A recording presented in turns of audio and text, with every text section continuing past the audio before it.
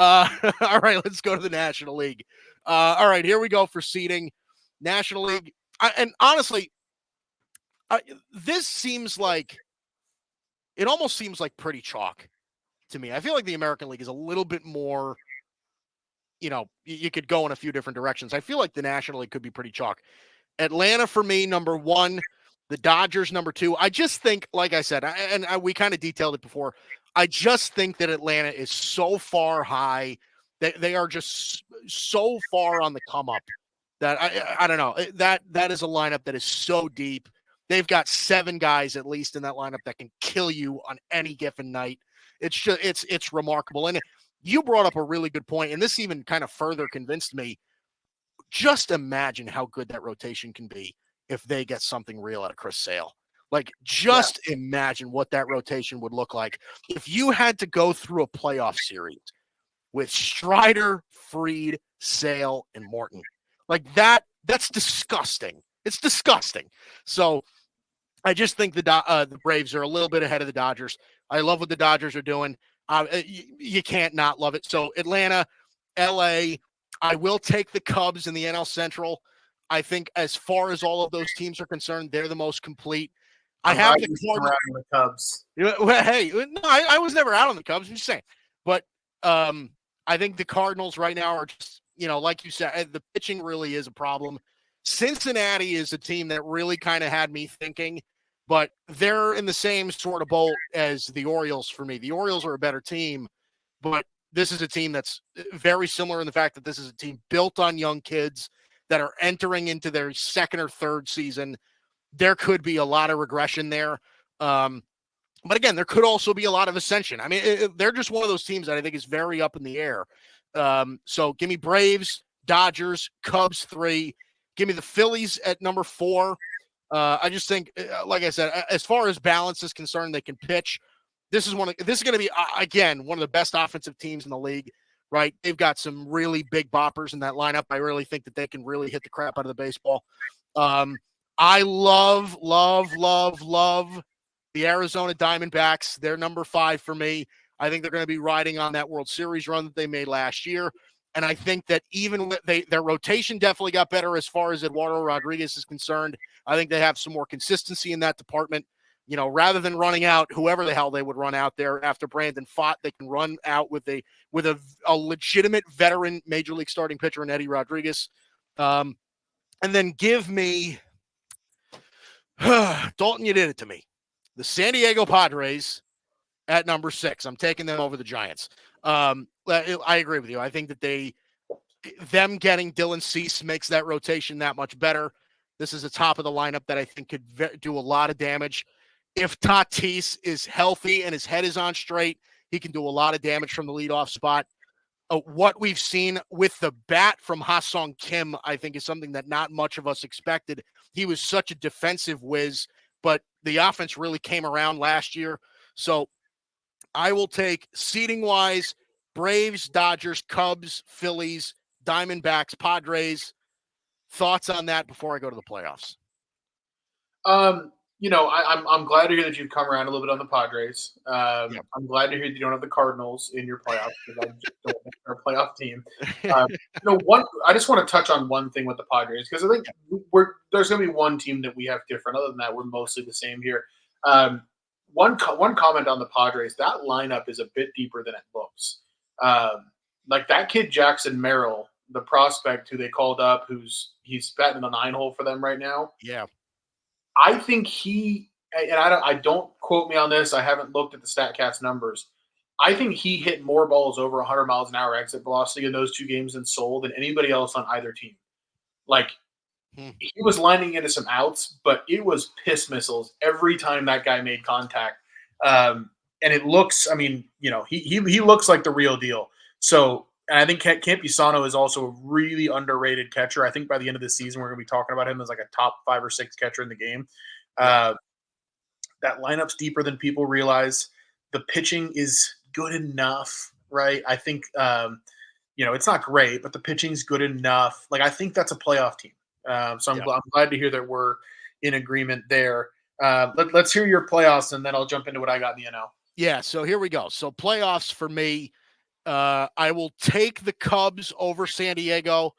The Cubs are just, they're an interesting team for me, man. They just are. And I think that this team is going to hit more than people think. I really do. Because if they can get what they did last year out of Cody Bellinger, then this is a lineup that I think is going to be outrageously productive, right? Swanson in the middle of that lineup. Christopher Morel, I always thought had a really solid bat. Who knows what they could be getting out of guys like Michael Bush and guys like Mike Talkman, but I think this could be a really interesting lineup. And as far as their rotation is concerned, if Justin Steele continues to be the Justin Steele that he was last year, and you can get Shota Imanaga into a place. I mean, look, here, Shota Imanaga is interesting just because he's not a kid, right? Shota Imanaga is a veteran pitcher who's been in this league, who hasn't been in this league, but he's been playing professional baseball forever. The guy's 30 years old. He understands what preparation is like. I think he's going to seemingly transition into the big leagues. So I really like the Cubs. The Cubs right now over the Padres. I'll take the Phillies over the Diamondbacks. That magic from last year can only take you so far. Arizona, I'm going to take Philly. We go Braves over the Phillies this time. I think they finally get them this time. I think it's finally the year where the Braves overtake the Phillies.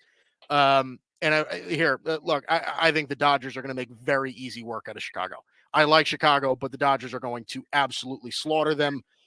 NLCS, sorry, Dalton, I got to take the Braves over the Dodgers. I think I'm just a little higher on Atlanta than I am on the Dodgers.